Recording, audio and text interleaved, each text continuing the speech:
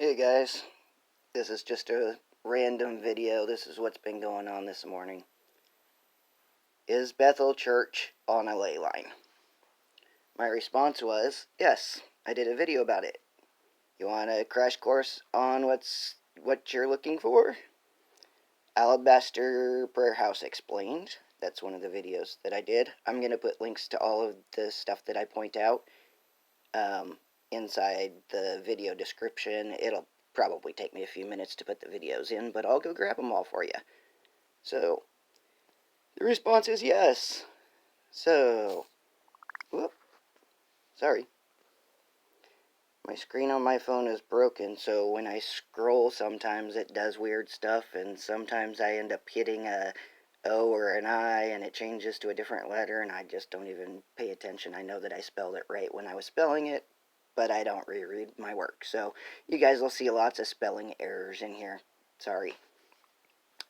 So, this guy was a researcher on the TV show The Curse of Oak Island.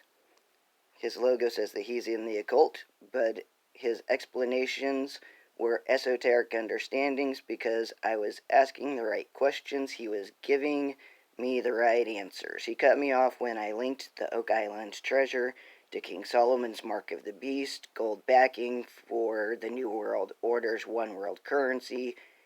That made Cort mad, and he stopped talking. So, this guy was one of the researchers, Cort Lindahl, for The Curse of Oak Island.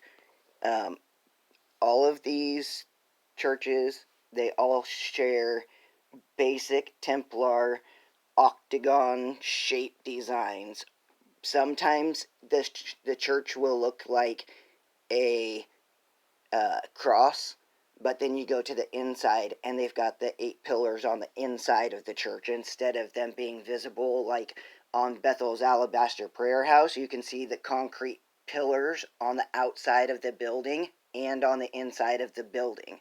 So the building main structure, the two overlapping squares that make the octagon on top of Bethel's roof for the Alabaster Prayer House, those 8 columns are concrete, are the same 8 pillars that would have been associated with the Temple of the Sunshine, Shekinah. That's where these guys are getting their Bethel is getting this information. So before watching my video, go and watch this video from Cort so that you understand what the Axis Mundi is. And then my video that's up here, this one, will make more sense. I didn't narrate the video. I didn't talk over the top of it. I think I just went and grabbed all the parts that make what Cort is saying make sense about this building and all the other Freemasonic habits that are associated with this building also. So, Cort coached me, cut me off. All the churches use the octagon, including Paula White's Without Walls Church. Her building is the same thing. I haven't gone through all the churches. Steven Furticks' new church and Bethel's new church both look like the same designer or same mindset as all of the Christlam churches that they're building. So, knowing that Chris Valentin and Bethel are already Catholic sympathizers, knowing that Bill Johnson has to be at least a 32nd degree Freemason to have one of these towers. He is a Templar, which means that he's under the Pope also.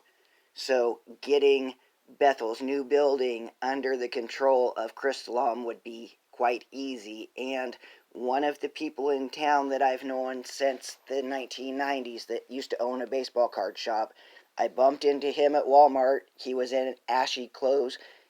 His garage had just burnt down. I asked him if he needed a place to put a trailer over at my house so that he'd be able to have a place to stay since his house, half of it, had burnt down. And through our conversation over the next few days, he's kind of a high-ranking the group that he's in locally here in Reading, that has to do with the knighthood and Columbus. So he told me that the world's largest Catholic church was going to be built in Reading. And so I went to Mike Mangus from Channel 7 News and asked him about it, because he's in the Roman Catholic side of what's going on in town. So Mike said that he didn't know anything about the world's biggest Catholic church being built, but Mike from Channel 7 is good friends with the guy that I was talking to. They've been connected together for at least 30 or 40 years that I could tell you of. So I'm just saying, this is the stuff that overlaps with each other. So I've been looking for the audio. I looked on Bloodbot Ministries page. I thought that's where I found it, but a small YouTuber had a recording of Bill Johnson saying he built the Alabaster Prayer House as his high place.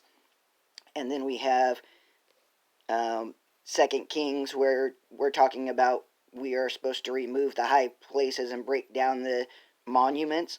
Those monuments, one, they're going to end up covering it later on inside NYSTV's Midnight Ride, but that's going to include the statue of Shiva that's on Miracle Mile, coming into downtown in front of the art gallery. That monument needs to come down. The monument of the sphere that's down by Knighton Road off of I-5 needs to come down. The Baphomet worship of the Templar designed sundial bridge needs to come down. Bethel's Alabaster Prayer House needs to come down, according to Scripture, according to this.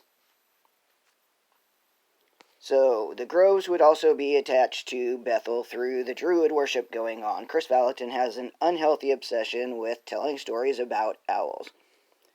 I've been looking for... Okay, so in attachment to the comment I made about the Bloodbot Ministries, in the same recording, Bill says that he had a dream about a prayer house, and a few days later his friend came in to talk to him, and his friend had drawn up the blueprints, essentially, for what Bill had in his dream.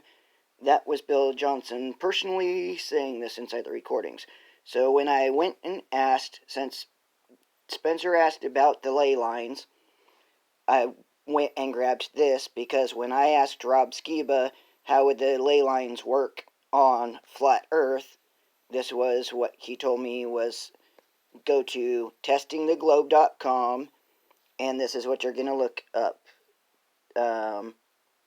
Something Earth's Magnetic Field and Leylines, presented by Rob Skiba. That will end up explaining to you how the ley lines that Cort Lindahl is using on the globe Earth, this is how they would work on flat Earth, according to Scripture.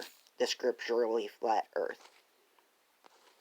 So, after you go and get those two understandings of Cort Lindahl's video and my video, then come down here and go to Midnight Rides, Solomon's Secret Priesthood, and the Return of the 2020 Shekinah. And these guys will give you the cult, the inside information about what's going on with these guys. So, Shabbat Shalom. I hope everybody's having a blessed Saturday and they're relaxing on this fantastic Sabbath, which only has a couple of clouds in the sky. So, come back to the faith of Abraham, Isaac, and Jacob. There's only one covenant. Love you guys.